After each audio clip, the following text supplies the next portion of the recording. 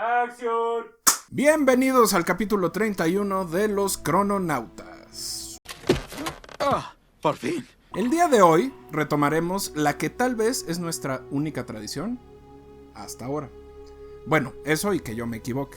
Ponte las pilas, crack, ponte las pilas. Aunque no sé si cuente como tradición o más bien pendejez. Y además les puedo asegurar que hice un chingo de objetivos de año nuevo y ninguno fue no equivocarme en las grabaciones. Lo que sí nos tiene muy emocionados es que el día de hoy retomaremos esa serie en donde les contamos cómo nuestros líderes, aquellos que juran y perjuran que el mundo los puso ahí por voluntad democrática, en realidad escuchan a todos menos a sus gobernados. Esta serie que nos ayuda a ver cómo en realidad se toman decisiones pensando en todo menos en lo que deberían, pero sobre todo que no importa lo importante que sea o lo legendario que sea ese personaje, siempre van a tener un chingo de miedo de cagarla y siempre van a buscar una manera de justificar sus mamadas. Pero antes ya saben que aquí es donde les soltamos todas las recomendaciones, las fuentes y lo que se nos ocurra. Mientras escribimos este precioso guión, nos encontramos escuchando a Burial, y su nuevo EP, o EP, ¿por qué dije EP? Estamos escuchando a Burial y su nuevo EP, Anti-Dawn. También, para seguir el mood místico, estamos escuchando el Ice Melt de Crumb, que si no se los he recomendado en alguno de los programas, este es el momento para que vayan y lo escuchen. Ahora bien, les voy a contar un poco más de las fuentes que consultamos para que ustedes mismos hagan sus propias conexiones. Por un lado, leímos fragmentos de dos biografías sobre el personaje de este capítulo. Una que se llama The Notes, Ronald Reagan's Private Collection of Stories and Wisdom, o Las Notas, consejos o las historias y consejos de Ronald Reagan con un poco de sabiduría. Y otra que se llama Rawhide Down, The Near Assassination of Ronald Reagan, que no sé qué significa Rawhide o Rawhide, pero el casi asesinato de Ronald Reagan del autor Quentin Wilber. También leímos bastante sobre Nancy Reagan y tengan paciencia porque esto va a tener sentido al final. Leímos la biografía no autorizada de Kitty Kelly y Lady in Red de Sheila Tate. También leímos algunas de las cartas que ella o Ron se escribieron durante su relación y que están compiladas en un libro que se llama I Love You, Ronnie. Con este contexto, utilizamos también los artículos publicados en el Washington Post, la librería y el Museo Ronald Reagan, Timeline y especialmente el artículo publicado por Alan McDuffie en este medio. También revisamos algunos extractos del libro For the Record de Donald Reagan y aquí ténganme un chingo de paciencia porque el güey está a 2 letras de llamarse Ronald Reagan. Entonces es otro personaje. Entonces le voy a decir a uno Ron y al otro Don, pero me voy a equivocar. Así que se los estoy avisando de una vez. Que además Donald fue su jefe de staff y miembro fundamental de su gabinete hasta, spoiler alert, le cayó mal a alguien dentro de la familia Reagan. Y la joya, el libro que más me interesó de toda esta investigación, que dice Joan: Mis 7 años como un astrólogo para Nancy Reagan y Ronald Reagan en la Casa Blanca. De una de las protagonistas de esta historia, la maestra, y ahorita van a ver por qué es maestra, Joan Quigley. Así que ya se pueden imaginar para dónde va este asunto. No me queda más que decirles que agarren su revista Vogue o Vanidades, depende de qué generación sean, su carta astral y su declaración de la independencia, porque el día de hoy les hablaremos de la relación que el presidente número 40 de Estados Unidos y su esposa tuvieron con los horóscopos, la astrología, y en especial con la astróloga Joan Quigley. Hold up, wait a minute. Y algunas suposiciones de cómo esto pudo haber influido en sus 8 años de gobierno. Wow. Esto es Los Crononautas 31, la cuarta parte de Política, Misticismo y... ¡comenzamos!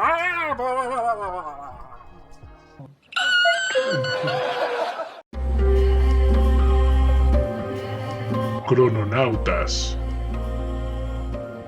I timed all the press conferences. I timed most of the speeches. I timed when he would take Air Force One, when he would take off, and when he would land.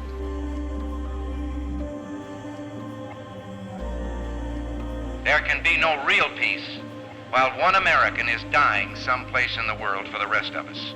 And it's the most extraordinary feeling to represent a nation and its people. And I can never thank you enough for all the experiences and memories that you've made possible.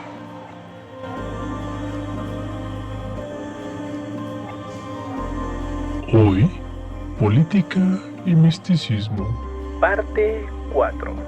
Ronald Reagan y las estrellas. Capítulo 1. Clásico de Leo. Como pueden imaginarse, su servidor no es muy creyente de los horóscopos. No me digas. Vaya, ni siquiera sé qué se necesita para ser creyente.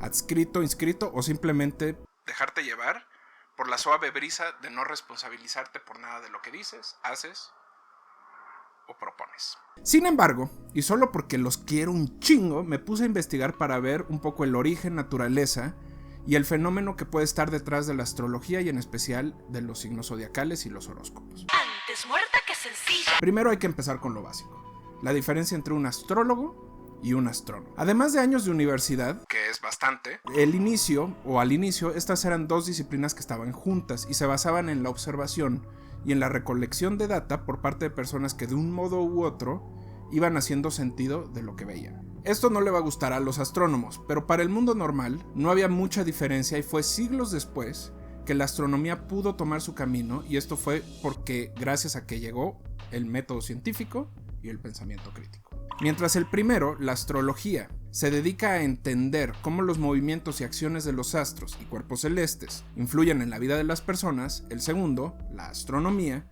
se dedica a entender la naturaleza misma de estos astros, sus dinámicas, su estructura y su composición. Para dejarlo más claro, uno se dedica a saber qué efecto tienen en nuestra vida y el otro a entenderlos desde su misma existencia, composición e interacción con otros objetos. Perfectamente claro y entendido. Uno, el primero, la astrología, requiere conocimiento sobre mitología y un poco de historia. El segundo requiere conocimiento sobre física, química y matemáticas. ¡Matemáticas, hijo! En este capítulo, y solo porque somos unos pinches aburridos de mierda, nos concentraremos solo en la astrología. Buscas la felicidad, dinero. Llama a Madame Sassou y obtendrás las respuestas. La astrología como disciplina en realidad es una práctica que data de hace cientos de años. Los seres humanos creían y asociaban en aquel momento el movimiento de los astros o de las estrellas como eventos que sucedían directamente en la Tierra. El cambio de las mareas, el clima, por ejemplo, eran eventos que se atribuían a la presencia de una estrella, de un planeta o de algún cuerpo celestial. De hecho, por mucho tiempo se creyó que eran las estrellas las que se movían, incluso alrededor de la Tierra. No sé si recuerdan que hubo mucho tiempo donde se creía que la Tierra era el centro y todo lo demás la rodeaba. Gracias a Galileo Galilei, que casi lo matan por eso, bueno, sí lo mataron por eso, entendimos que era el Sol, nuestra estrella fundamental, la que nos hacía girar alrededor de ellos. Gracias a este conocimiento nos dimos cuenta que las estrellas no son las que se mueven, sino es la Tierra la que se mueve y se mueve alrededor de su estrella central. Por eso, los navegantes podían determinar rutas de acuerdo a las estrellas, porque era muy difícil que esta estrella se moviera. Entonces, si tú no tenías, antes de que se descubriera la brújula, o bueno, que se inventara la brújula, y se utilizara el polo magnético de la Tierra para llegar a algún lugar, lo que hacían los navegantes es que hacían cartas astrales o mapas astrales y sabían que debían de... Y después, obviamente, eso se utilizó para cruzar los continentes. El asunto es que también los primeros calendarios y la primera contabilización o contabilidad del tiempo estaban basados en el movimiento de la Tierra y su referencia con los astros. Para los egipcios, por ejemplo, el solsticio de verano era anunciado por la aparición de Sirius, la estrella del perro que les avisaba de las lluvias y por lo tanto la inundación del río Nilo y una época de abundancia, pero también era una especie como de advertencia de ahí viene el agua, tienes que proteger tus casas, y la vivienda de la gente que estaba alrededor del río Nilo. Con el tiempo, esta asociación en donde los humanos conectábamos a los astros con sucesos terrestres fue avanzando y se fue complejizando, y en general incluso hasta el día de hoy se consideran marcadores, por ejemplo, de la rotación y el movimiento de la Tierra. Sin embargo, la lectura de los horóscopos Antes muerta que sencilla. como tal no es tan antigua como se cree. La astrología lo es, pero los horóscopos no tanto. Antes muerta que sencilla. Originalmente, la lectura astral era algo que se dejaba a las clases altas. Uno de los primeros registros están en Persia y China, donde los líderes utilizaban ciertas lecturas para tomar decisiones o creían que ciertos eventos tenían un significado específico. Como ustedes saben, el calendario chino está basado por el movimiento lunar.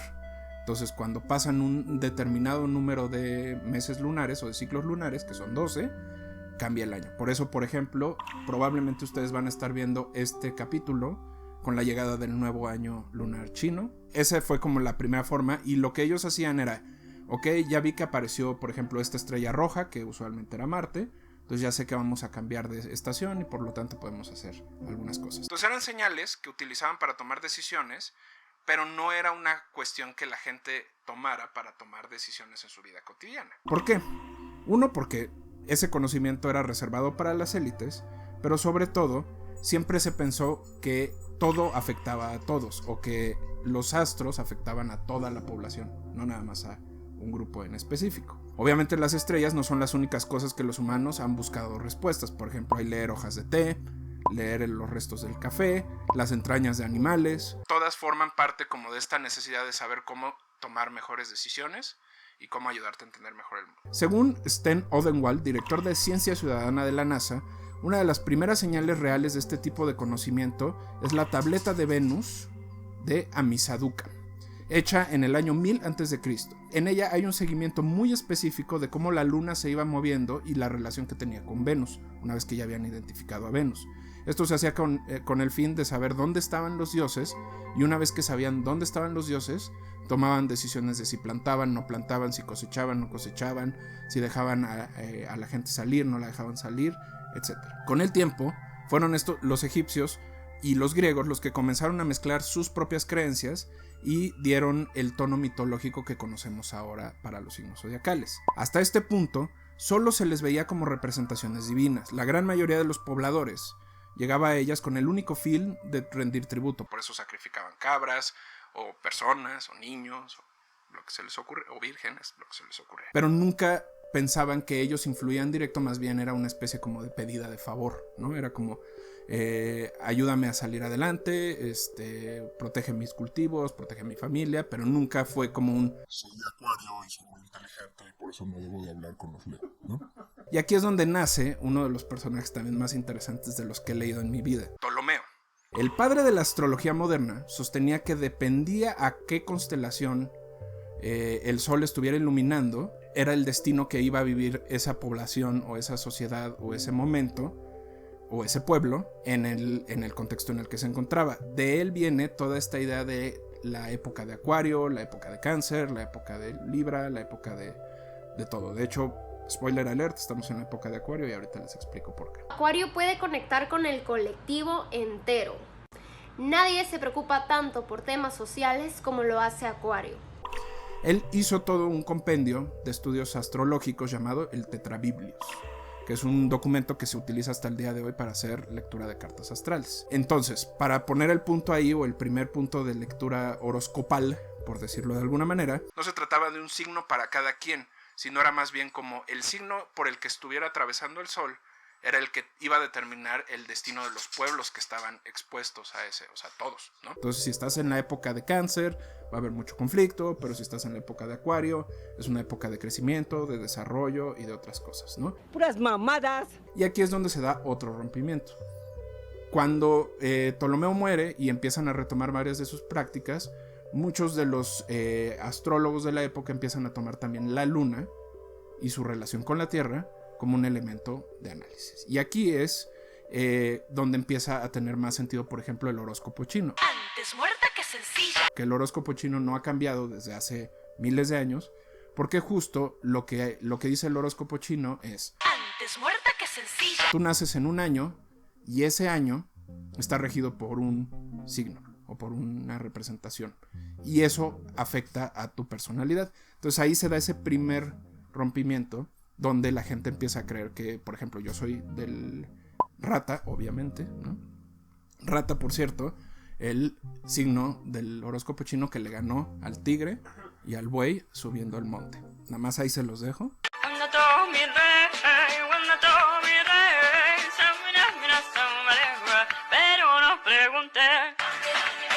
Toda la gente que nacía en ese año tenía esas características. No era un punto determinado del mes, sino era un año completo, un ciclo lunar completo. Esto fue la base que empezó a generar los calendarios y se empezó a cruzar con el calendario gregoriano, que es el que nos rige a nosotros en Occidente. Pero con el avance de tiempo ya no era tan clara la referencia directa de los astros con lo que pasaba en la vida cotidiana. O la otra cosa es que empezamos a ver más a los astros, empezamos a entender mejor lo que pasaba y sobre todo nos dimos cuenta de que la cosa es que no solo se trataba de traslación y rotación, sino de precesión. Es decir, la Tierra no solo se mueve alrededor del Sol y en su propio eje, también tiene una especie de inclinación o movimiento hacia el costado, donde la perspectiva de una persona puede cambiar dependiendo de lo que está viendo hacia el cielo. Este movimiento obviamente es más lento que el de traslación, pero lo que es interesante es que también permite saber cómo avanza la Tierra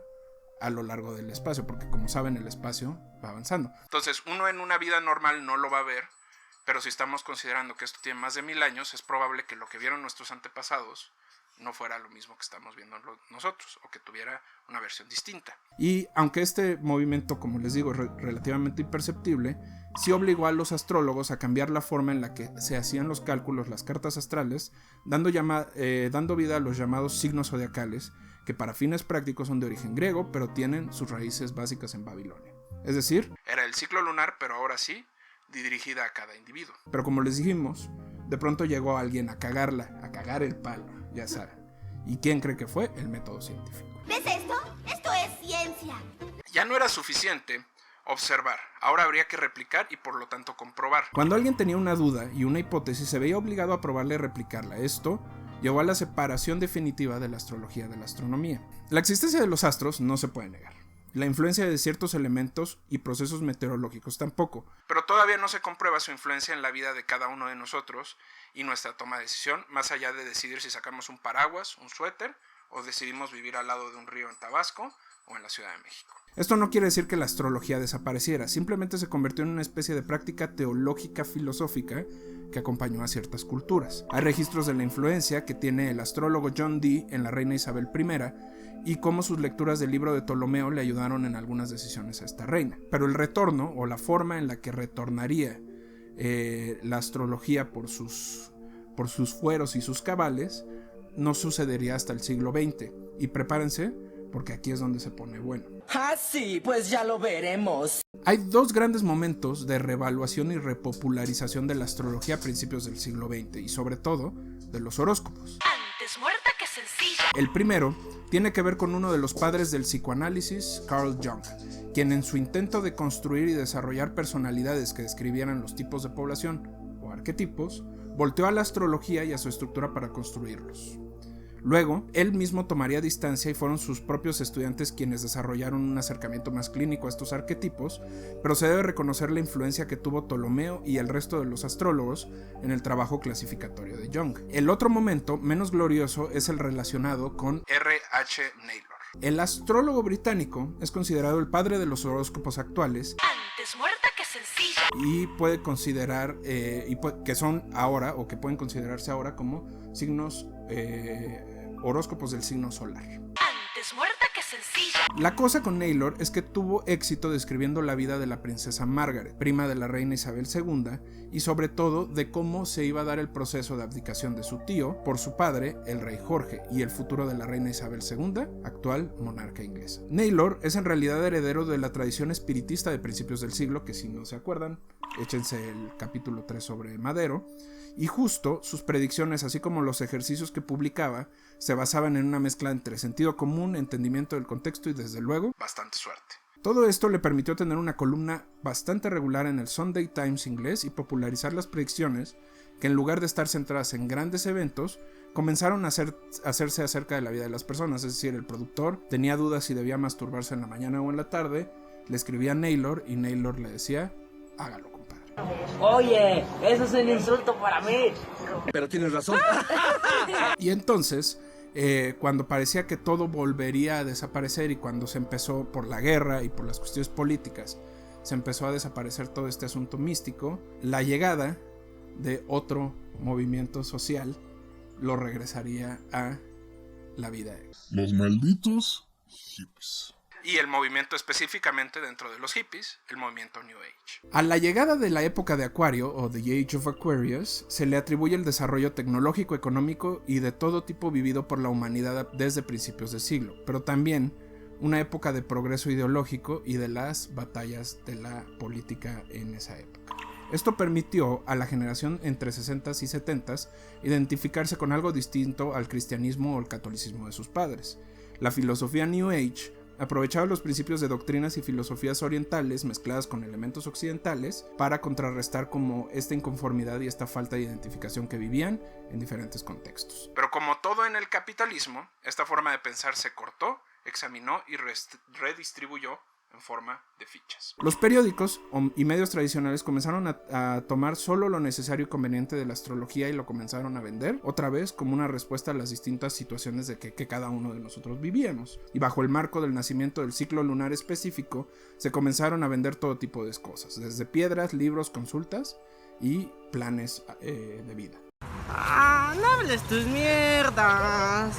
La cosa aquí es que conforme ha avanzado el tiempo, la astrología, la lectura astral y los horóscopos Antes muerta que sencilla. han ganado un lugar un poco más permanente. Y esto se debe a varios factores y como saben, a nosotros nos encanta hacer listas, así que prepárense. Punto número 1.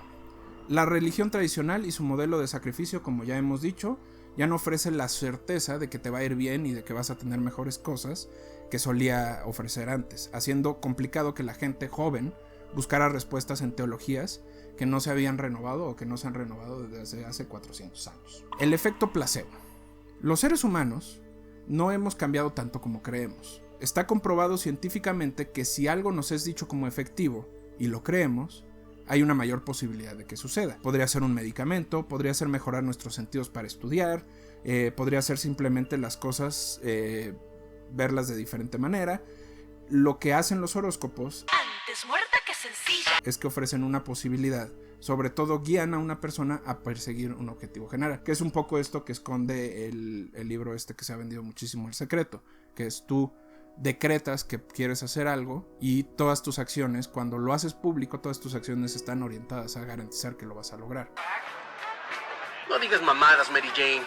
Entonces no es que mágicamente el universo conspire para ayudarte, es que tú solito cuando lo pones te obligas a hacer todo lo posible para lograrlo y eso te pone en una situación de beneficio. Y el tercero, que es mi favorito, es el conocido efecto P.T. Barnum. El padre del circo moderno consideraba que todo era creíble si la audiencia estaba dispuesta a observar. Este efecto se probó en un estudio con 39 estudiantes de universidad. A todos se les dijo que se les daría una descripción sobre ellos específica y bajada a su propia forma de ser, conducirse y hablar. 38 de los 39 participantes encontraron que lo que los describía era exacto o muy cercano. La cuestión es que a todos se les dio la misma descripción. Lo único que tuvieron que hacer los científicos fue mantener conceptos muy generales, centrados en contexto o en el momento social. Por ejemplo, si eran mujeres, les hablaban de independencia, les hablaban de poder. Si eran hombres, les hablaban de conocimiento, de sabiduría, de entendimiento, y lo que era interesante para ese grupo de edad. Este mismo experimento fue hecho por el maestro James Randi, que comprobó que dichos atributos dependían de la percepción de las personas y cómo le eran presentados. En un evento para desacreditar a un astrólogo, como recordarán en el capítulo de Houdini, tomó a 12 personas nacidas en diferentes, cada uno de los signos zodiacales, y le pidió a este astrólogo que lo reconociera preguntándole cosas muy básicas. No les podía preguntar, obviamente, ni el año donde nacieron, ni nada, solo les podía preguntar cosas sobre su personalidad. Este astrólogo solo atinó a 0 personas. ¡Pendejo!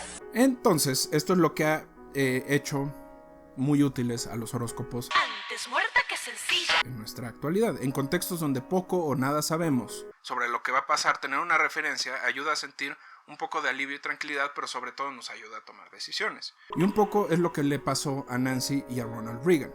Su llegada a la presidencia y el momento histórico en donde se encontraba Estados Unidos era poco menos que caótico, y fue donde ahí la astrología encontró un lugar en las herramientas del presidente número 40. Y ahora sí, gracias por aguantar, vamos a entrarle. Ladies and gentlemen, we take pride in presenting a thoughtful address by Ronald Reagan. Mr. Reagan. Capítulo 2. A Shooting Star. Ronald Wilson Reagan nació en Illinois un 6 de febrero de 1911. Hijo de Nell Wilson y Jack Reagan, su padre migrante irlandés y su madre escocesa formaban parte de la boyante vida comerciante de la hermosa ciudad de Tampico, Illinois. La infancia de Reagan fue bastante tranquila. Como parte de la naciente clase media americana, asistió a la preparatoria y luego al colegio. Se graduó como economista y sociólogo. Saludos. No mames, qué asco. Pero siempre fue considerado como un estudiante bastante mediocre. Saludos. Fracasado. De hecho, mucho de lo que se le criticó durante su presidencia fue su incapacidad de entender los elementos básicos del puesto e incluso de dar justificaciones a cosas básicas como problemáticas sociales. En lo que siempre destacó fue la actuación y el deporte. Participaba en todas las actividades extracurriculares que podía y sobre todo comenzó a trabajar y empujar su carrera política desde muy joven. Esto lo llevó a la radio y a la narración de partidos de los Cubs. Fue ahí donde comenzó a hacerse una carrera y firmó su primer contrato como actor para Warner Bros. En 1937 se enroló en el ejército y se mantuvo en las reservas y fue hasta 1942 que fue llamado a acción, pero debido a sus problemas de vista se mantuvo en Estados Unidos en un trabajo relativamente burocrático. En 1945 dejó su lugar y regresó a la actuación.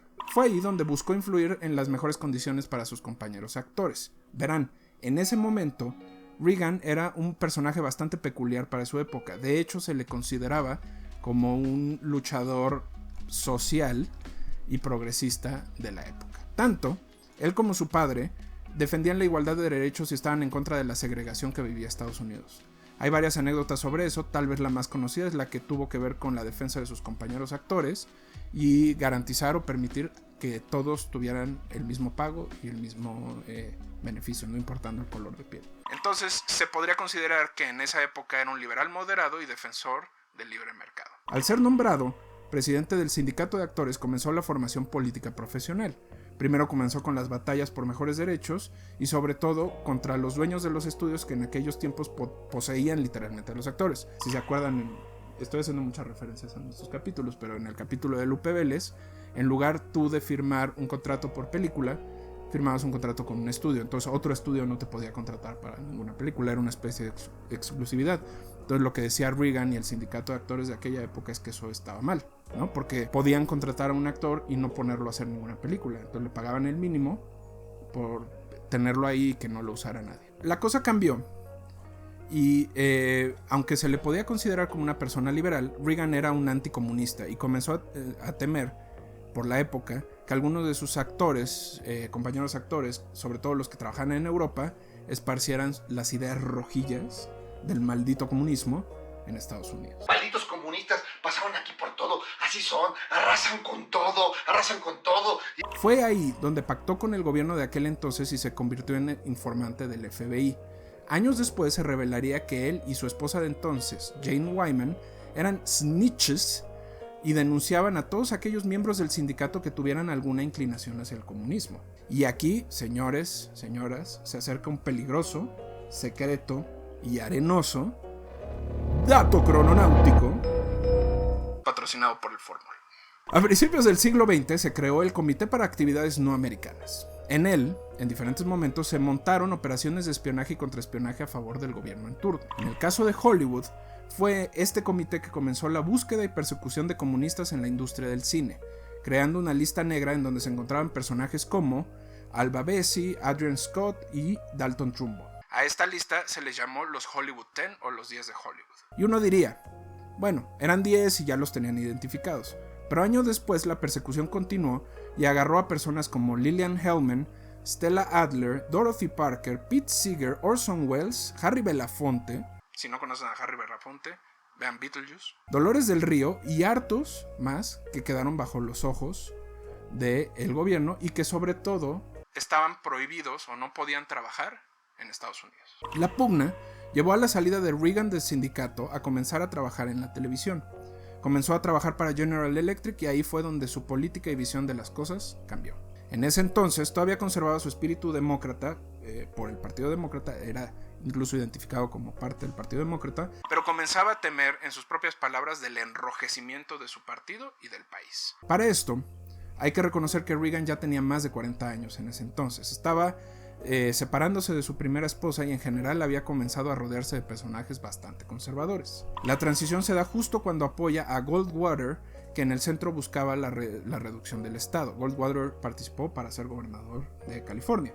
Para él y para Reagan, el gobierno debía entrometerse lo menos posible en la vida de su país y debía ser el mercado y las empresas quienes rigieran las distintas relaciones. Estamos hablando que en 1964, donde obviamente es el resultado, o esta política es el resultado, de cómo la Unión Soviética y China estaban operando, adquiriendo empresas estatales, creciendo el gobierno y sobre todo garantizando trabajo para mucha gente. ¡Aburrido! Apoyando a Goldwater se hizo popular y contendió por California, y como el gran Criswell, capítulo 2, Ed Wood, diría, ganó. En 1967 a 1975 gobernó ya completamente del lado conservador, tanto que mantuvo la pena capital como método de justicia y redujo lo que más pudo impuestos y programas sociales. Es ahí donde decide no ir por un tercer periodo y lanzarse a la presidencia. Su primer intento en las internas republicanas fallaron ante Gerald Ford, que perdió a su vez con Jimmy Carter. Pero para 1980, con la crisis del Medio Oriente y prácticamente debilitada URSS, Reagan se lanzó y ganó. Hasta ahora, a pesar de las fluctuaciones y relativos cambios de parecer, Reagan se mantuvo fiel a su perspectiva liberal y economicista de las cosas. En marzo de 1981, el 30 para ser específico, apenas unos días después de ser electo, él y varios oficiales sufrieron un ataque afuera del Hilton Hotel en Washington. Como pueden imaginar, esto es extremadamente significativo dada la historia de asesinato de líderes políticos y sociales en los 60s y los 70s. Martin Luther King, Malcolm X, John F. Kennedy, Bobby Kennedy, todos los Kennedys. El perpetrador del atentado, John Hinckley Jr., no era ni un comunista, ni un pro-URSS, ni un pro-Castro como se ha sostenido en diversos foros. Era, en realidad, un enamorado. La maestra, Jodie Foster. Según declaratorias posteriores al evento, a él lo detuvieron 12 días después del atentado, John Hinckley estaba obsesionado con la actriz y buscaba su atención. Obviamente, fue declarado no culpable por motivos de insanidad y fue hasta 2016 que fue soltado. O sea, básicamente este güey atacó al presidente de Estados Unidos para llamar la atención de Jodie Foster. ¡Ay, qué romántica! El diagnóstico obviamente fue esquizofrenia y delirio de persecución, pero aquí hay dos teorías de la conspiración. Por un lado, se dice que todo fue un montaje para bustear la popularidad de Reagan, que a pesar de ser reconocido como un orador bastante bueno, no se le veía madera de tomador de decisiones. Y acordémonos que en Estados Unidos venía justo también de la era Nixon, que fue una era bastante tumultuosa, de malas decisiones y de malos entendidos. La popularidad obviamente después del ataque subió diametralmente y lo convirtió en un símbolo entero para el actual Partido Republicano. La segunda teoría de la conspiración es que Hinckley en realidad era un miembro de la comunidad comunista de Hollywood que ahora controlaba esa parte del espectáculo y a la que Reagan ya le debía varias por haberlos denunciado, incluidas las diversas sopladas sobre posibles comunistas dentro del gremio. Lo único que podemos asegurar aquí es que el pragmatismo de Reagan se convirtió en una cosa más espiritual. Y aquí los culpables son su segunda esposa, Nancy, y la ya mencionada Joan Quigley. Después de un tiempo en cama, fue dado de alta y a partir de ahí su política se tornaría no solo en religiosa, sino en mística. ¡Ay, güey! Esperamos estén disfrutando este Crononautas 31 sobre la relación de los astros con Ronald Reagan. Si quieren evitar que terminemos baleados como cualquier presidente, hay varias formas de ayudar. Recibimos donaciones, apoyos y apapachos en patreon.com y en Buy Me a Coffee. Si no, con replicar, comentar y escuchar nuestro contenido estamos más que agradecidos. Pueden encontrarnos en Instagram como los Crononautas Podcast, como en_clasemedieros, como Ternera Junior, como don_nadie_reco o como deportes_sofá. Vamos a un intermedio clase mediero y regresamos. Intermedio clase mediero. Bienvenidos a un capítulo más de A que no sabías que todavía existía con Bumpy. Este personaje fue presidente número 57 de México. Acaba de cumplir en enero 100 años. Fue agente de la CIA y es uno de los culpables de la masacre de estudiantes en 1968. ¿Puedes adivinar quién es? Hello?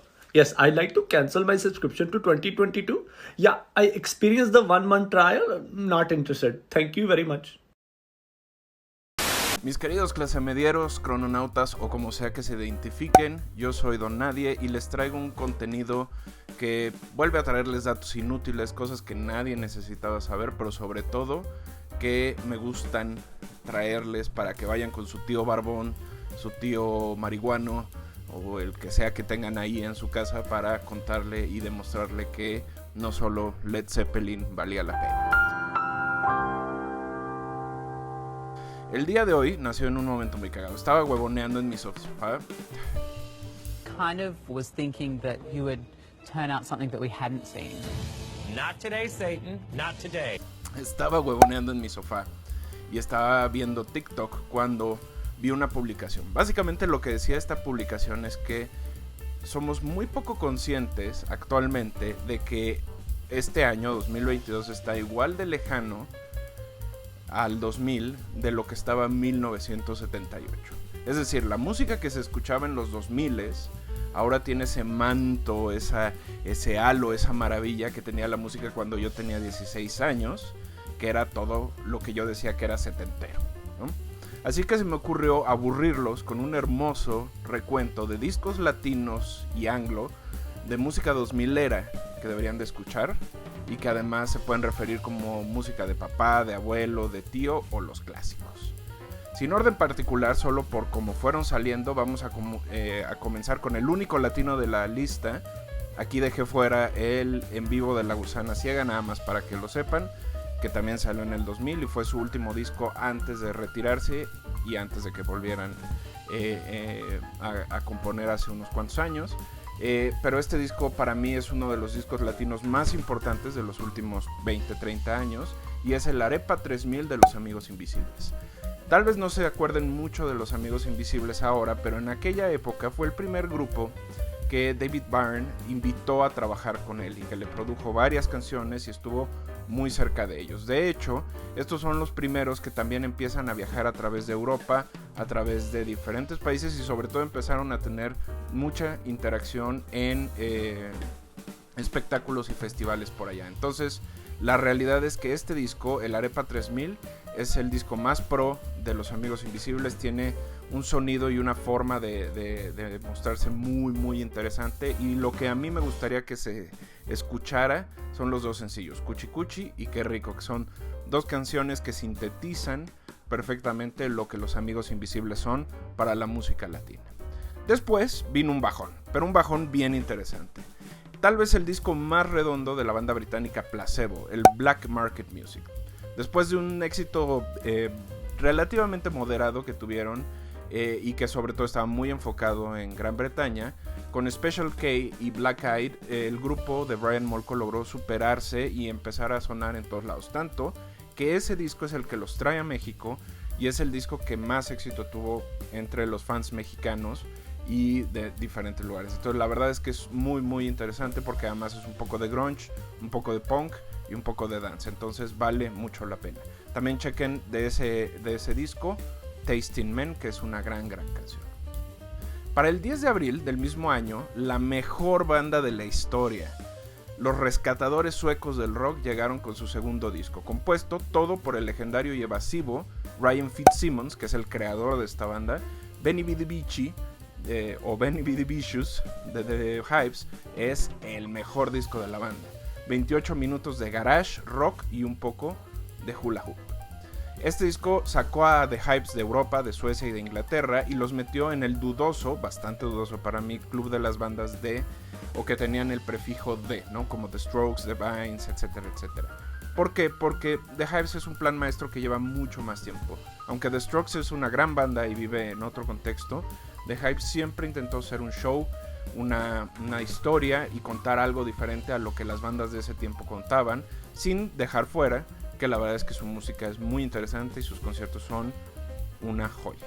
Échense Find Yourself Another Girl, que es la única canción que no es de ellos, de ese disco, y obviamente Main Offender, que es un rollo.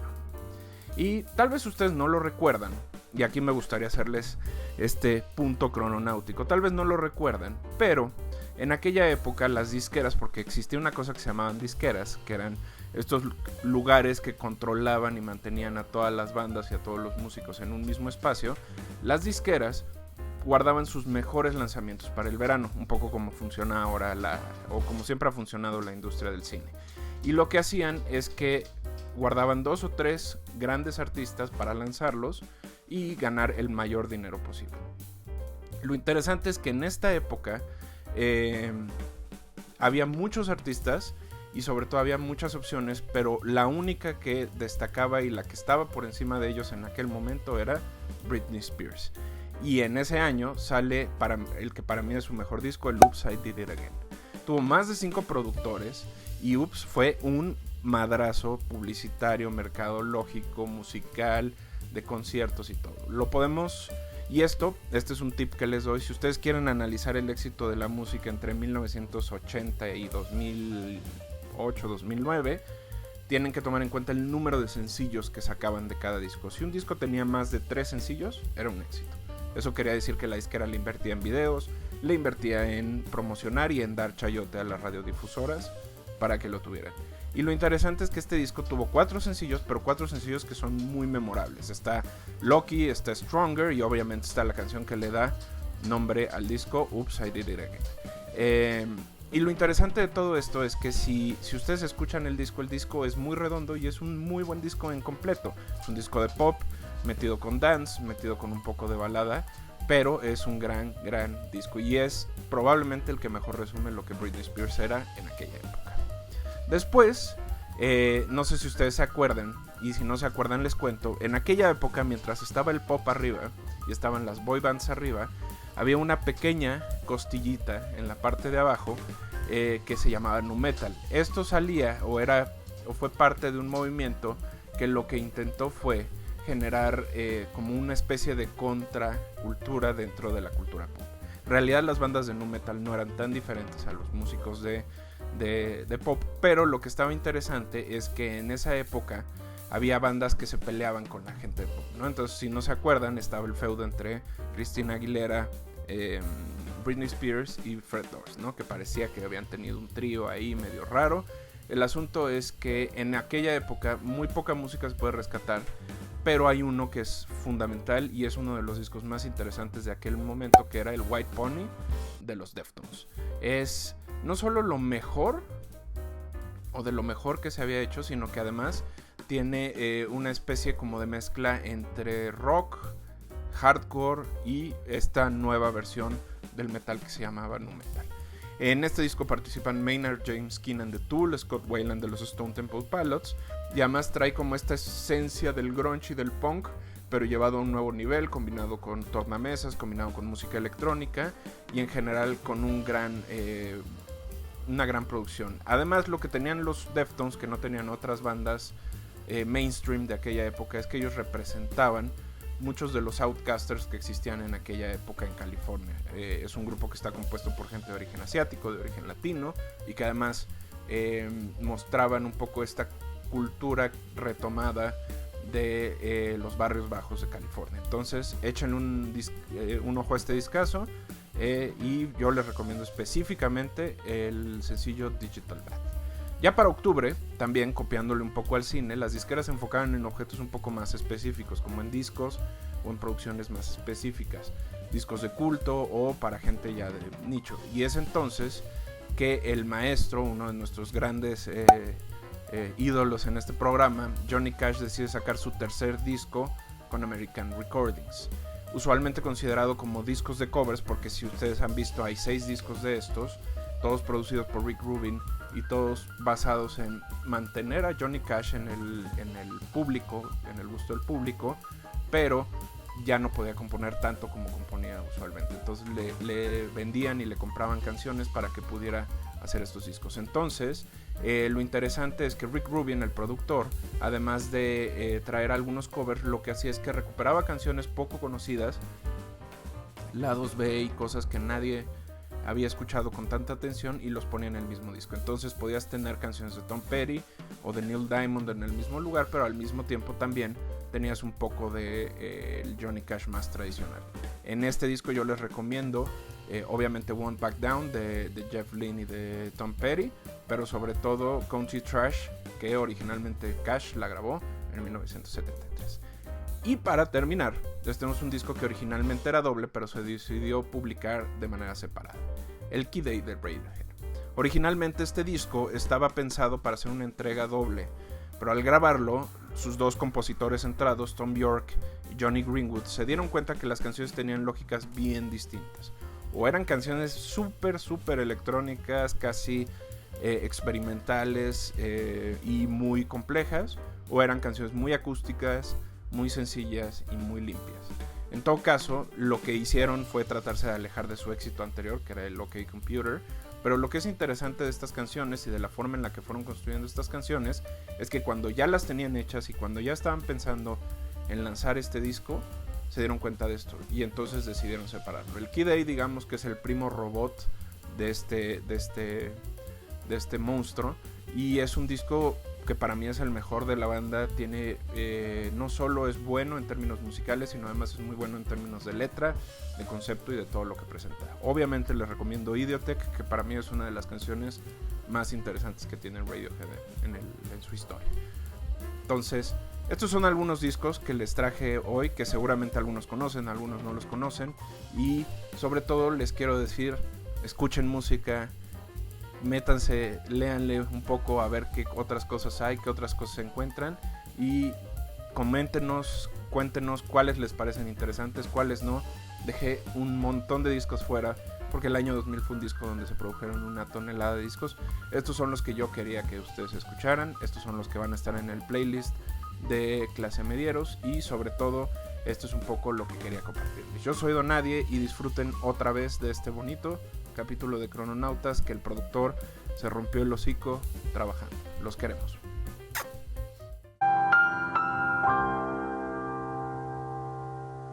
Mientras haya piedra y activo, chingue su madre el coronavirus. Efectivamente, estamos hablando de Luis Echeverría Álvarez. Por favor, ya acuéstate. Esto fue A que no sabías que todavía existía.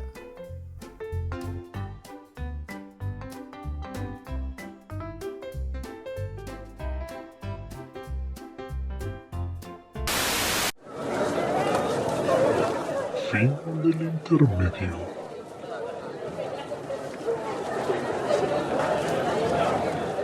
Gracias por continuar con nosotros en la parte 4 de esta serie continua llamada Política y Misticismo. Capítulo 3. Solo Dios y los astros. Se dice que después del atentado todo cambió, y aquí entran las dos versiones de Reagan que conocemos actualmente. Por un lado, las personas lo consideraban un líder empático pero pragmático, enfocado en el poder económico y con una visión anticomunista que lo caracterizó incluso en su relación con la ya para entonces casi difunta Unión Soviética. Por el otro, hay una visión de él muy endeble, como un personaje que no tenía voluntad propia y que en el fondo era parte de un sistema más complejo que utilizaba sus capacidades actorales como método de manipulación. Independientemente de la percepción que existía de él, ambos puntos confirman que Nancy, su segunda esposa, tenía una enorme influencia en sus decisiones y sobre todo en su carrera. Ronnie, como ella le decía, conoció a Nancy cuando ésta creyó que formaba parte de la lista de personajes bloqueados por comunismo en la industria. Para ese entonces, Reagan se encontraba separado de su esposa y comenzó a salir con Nancy. Míralo, el pellín. Recordemos que antes de ser este líder conservador, en realidad Reagan pertenecía a la élite liberal. De hecho, se dice que una de las razones por las que se separó de su primera esposa fue de hecho un tema ideológico. Su esposa era súper conservadora y él era un poco más liberal. Nancy Davis, como se le conocía en aquel tiempo a Nancy Reagan, era la hija de la también actriz Edith Lockett, lo que permitió que ella tuviera una carrera desde muy joven, participar en distintas películas y conseguir un contrato de estudio. Al no consolidarse como una actriz principal, Hay biógrafos que aseguran que Nancy comenzó a buscar otras opciones de vida. Fue en ese tiempo que conoció a Ronald, a quien se dice había visto desde hacía tiempo y al que le tenía mucho respeto y cariño. Comenzaron a salir y los periódicos de la época se volvieron locos. Aunque Nancy había salido con otros actores, el pasado de Reagan, además de su posición en el sindicato, hicieron esto un escándalo. Y aquí es donde podemos comenzar a confirmar que sin Nancy, tal vez Ron no habría tomado las decisiones que tomó. Preocupado por su carrera como actor, que ya estaba estancada porque ya tenía más de 40 y no lo contrataban para nada, se empezó a interesar más por el mundo político. Reagan se acercó en ese momento a Carol Richter, un astrólogo muy conocido en Hollywood que además era abogado. En aquel entonces, ser astrólogo, como sabemos, no era necesariamente algo malo. De hecho, sus columnas y recomendaciones fueron publicadas durante más de 10 años en más de 160 periódicos a lo largo de todo el mundo. El asunto es que muchos artistas se acercaban a Richter para saber qué decisiones tomar. Él a su vez leía su carta astral y le recomendaba cosas. ¡Puras mamadas! Cuando Nancy, Rosa y Ronald se acercaron a él, este le recomendó que siguiera el curso político porque su carrera actoral se estaba yendo a la mierda. No se necesita ser astrólogo para saber eso. Aquí es donde podemos documentar la primera vez que la influencia de algún astrólogo empezó a permear en la vida de Reagan. Al respecto hay detalles que poco se han documentado, pero que se asumen formaron parte de este proceso. Por ejemplo, la decisión de lanzarse como gobernador de California se dice que estuvo fuertemente influida por Criswell, el adivinador. En algunos casos, como lo contaría Donald Reagan, el exsecretario, no el expresidente, acompañante política de Ronald en su presidencia, había desde aquel entonces una especie de horarios, vamos a llamarlos, mágicos. Okay. Whatever you say. Algunos eventos se llevaban a cabo en horarios tan disparatados como 11:43 o 1:22. Incluso Ronald Reagan juró como gobernador de California a las 12:22, aun cuando por ley él era gobernador desde las 12:01. ¿Qué mamada? En una especie como de no es un buen horario para empezar, empieza un ratito después. ¡Ay, no digas tus mamadas! Lo interesante es que, a pesar de que eran seguidores y creyentes de todo este asunto, siempre lo llevaron a cabo a través de un tercero. Es decir, no querían que la gente se enterara que tenían a su servicio este tipo de servicios, ¿no? O este tipo de trabajos. El tercero que ayudó a todo el proceso es un personaje que se llama Michael Deaver, que era considerado una de las personas más cercanas al actor y político, e incluso se le llegó a pensar como un hijo adoptivo político. Quienes trabajaron con los Reagan y Deaver en California poco o nada sabían a lo que se estaban enfrentando. De hecho, era conocimiento general que los Reagan eran completamente impredecibles, pero nadie sabía por qué. Pensaban que era un asunto de que eran estrellas y que así se comportaban las estrellas, ¿no? O sea, las estrellas de cine, no las estrellas de arriba. No hay nada más predecible que el cielo, ¿no? Bajo este concepto. Aquí es donde se pone más interesante. Resulta que para este asunto, Nancy decide que va a utilizar a Deaver como su contacto dentro de la oficina del gobernador Ronald. En vez de ella ir y decirle las cosas, lo que hizo fue convencer a Deaver de que los horóscopos, antes muerta que sencilla, la astrología eran importantes. Y entonces el que parecía el loco y al que criticaron más fue a Deaver, no a ella. Ella no parecía nada, ella nada más aparecía con este güey y todo. Pero el que se ponía súper estúpido para que las cosas pasaran era Deaver. Como les decía, aquí es donde se pone más interesante, porque resulta que para este punto Reagan decide que no tendrá un tercer término como gobernador de California y decide lanzarse como candidato a la presidencia. Como sabemos, en aquel tiempo perdió miserablemente con Jimmy Carter. Lo interesante de todo esto es que hay una buena posibilidad de que para esta decisión no haya usado tanto a sus asesores astrológicos como a sus asesores políticos. La razón, además de perder, la daría Joan Quigley años después en su libro. Según Quigley, la carta astral de Ronald mostraba con claridad que ese no era el momento para dar el paso a la presidencia, debido a que Saturno se encontraba en contra, e incluso que la victoria de Nixon lo llevaría al fracaso, como sucedió al poco tiempo, porque Urano estaba sobre Nixon en detrimento. ¡Son mamadas! Hay poco registro entre la derrota de Reagan y su victoria en el 80. Mucho de lo que impulsó su victoria fue, de hecho, que tenía una visión un poco más pacifista y más moderada que Nixon, y sobre todo un enfoque en bajar el terror que había generado la Guerra Fría en Estados Unidos. Sin embargo, 10 días después de ser electo, como ya les contamos, sufrió el ataque y es donde podemos confirmar que la cosa cambió sustancialmente. Y quien la cambió no fue él, fue Nancy. La influencia de Nancy Reagan en la presidencia es un hecho confirmado. Michael Deaver, por ejemplo, estaba tan cercano a la primera dama que prácticamente era su trabajo llevar su voz a las reuniones en la oficina oval. Esto habla de que Nancy era en efecto una persona con una inteligencia estratégica y política similar a la de cualquier actor de aquel momento, pero con la mesura suficiente para saber que ella no estaba en la posición para ser escuchada y al mismo nivel que el asesor.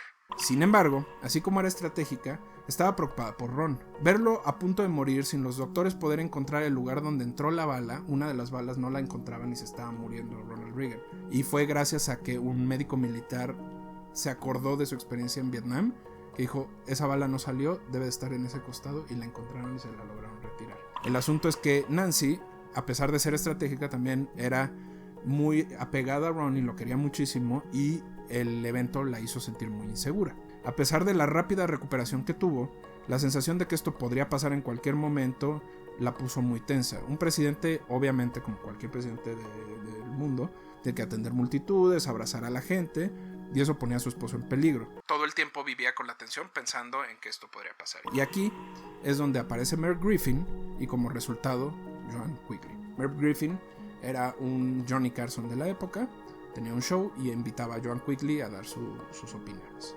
Ella ya era reconocida, de hecho, como astróloga en el medio, a diferencia de Carol, que su reputación fue más atender y dar consejos a la gente que dar como grandes predicciones. Lo que hacía a Quigley tan popular es que ella trataba de enseñarle a la gente a hacer su propia medición, a tomar sus propias decisiones, y de hecho tiene varios libros donde enseña cómo construir cartas astrales. Después del atentado y sin mucho por hacer, Nancy la contactó a través de Merv Griffin y ahí la cosa se extendió. Con un sueldo de $3,000 por día. Inga tu madre, ¿qué dijo esa mujer? ¡Ay, hijo de su chingada madre! Que... La contribución de Quigley se volvió de ayudar con fechas y horarios hasta decisiones un poco más grandes.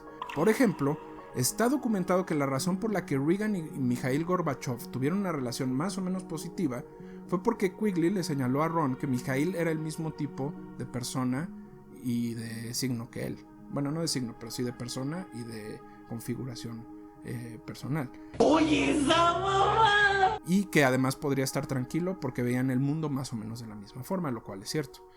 Pero la influencia de Quigley iba desde qué días viajar, qué días no viajar, qué tipo de discursos o qué tipo de calor en el discurso podía dar, y sobre todo, cuándo era el mejor momento para tomar decisiones. Todo esto lo hacía a través de Deaver, que a su vez recibía toda la información de Nancy Reagan. Todo pasó con relativa calma los primeros años y entre los muros de la Casa Blanca hasta que apareció Donald en la jugada. Capítulo 4. Lo dicen las estrellas. Después de ser el líder del gabinete económico de Reagan, Don fue nombrado jefe de staff para el segundo término del presidente. Al principio, el movimiento parecía lógico debido a la cercanía que Don tenía con Ron y sus políticas, pero al poco tiempo se dio cuenta que más que ser el jefe de staff, el puesto se trataba de controlar y manejar a la primera dama. La relación entre Don y Nancy fue muy espinosa y terminó en la renuncia de este último en 1988. Y todo se hubiera quedado así de no ser porque Donald decidió hablar sobre su experiencia e inmediatamente la cosa explotó.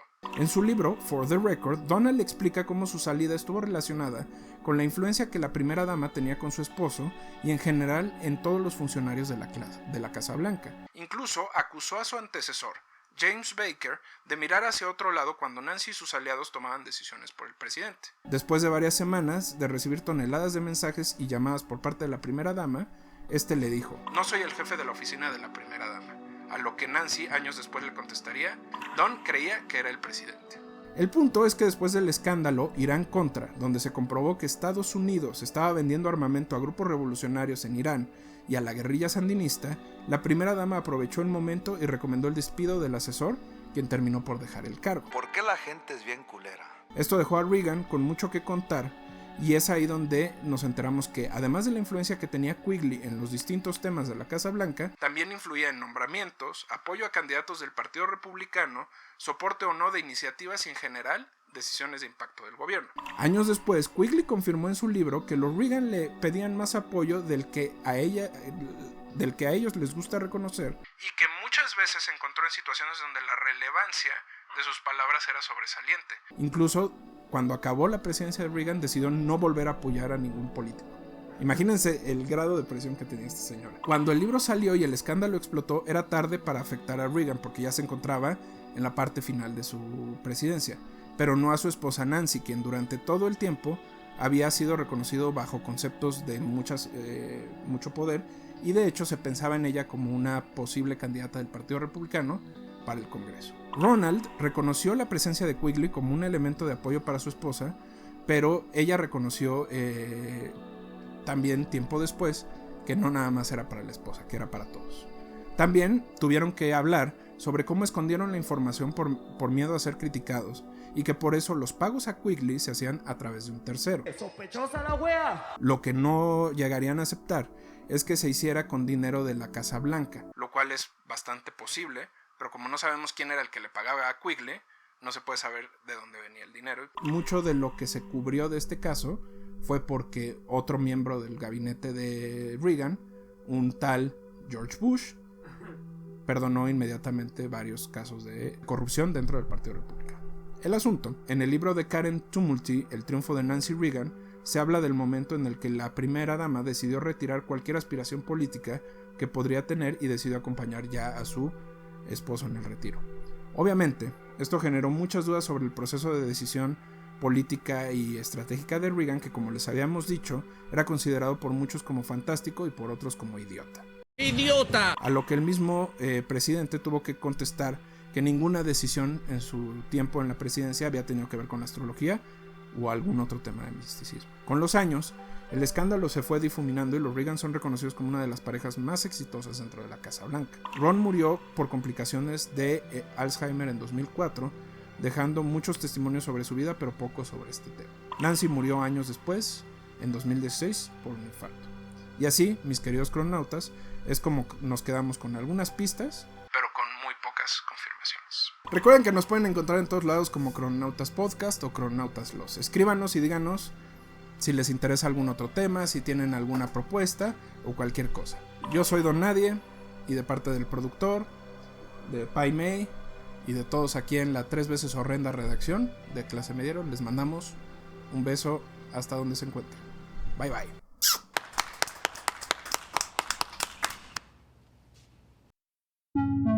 Crononautas. ¿Cuál? ¿La que me estoy sentando o en la que...?